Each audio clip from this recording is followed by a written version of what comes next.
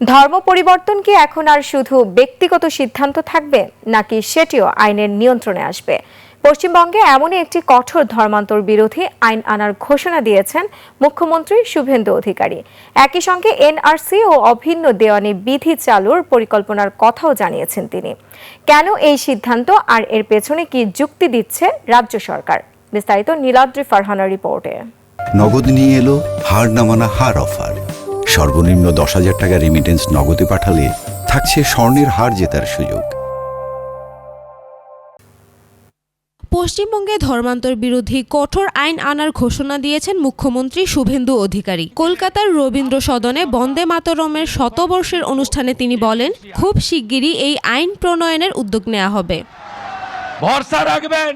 শুভেন্দুর দাবি, আন্তর্জাতিক সীমান্ত দিয়ে অবৈধ অনুপ্রবেশের ফলে পশ্চিমবঙ্গে ধর্মান্তর প্রবণতা এবং জনসংখ্যার ভারসাম্যে পরিবর্তন দেখা দিচ্ছে। এই পরিস্থিতি রাজ্যের সামাজিক কাঠামো ও দেশের নিরাপত্তার জন্য উদ্বেগের কারণ।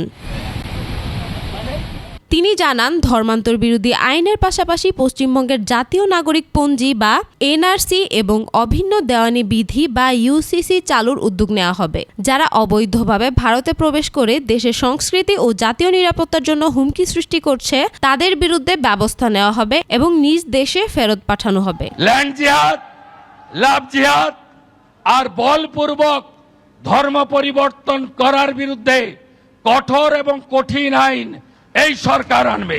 নাগরিকত্ব সংশোধন আইন বা সিএএ অনুযায়ী ধর্মীয় নিপীড়নের শিকার হয়ে ভারতে আশ্রয় নেওয়া হিন্দুরা ভারতীয় নাগরিকত্ব পাওয়ার অধিকারী বলেও মন্তব্য করেন শুভেন্দু।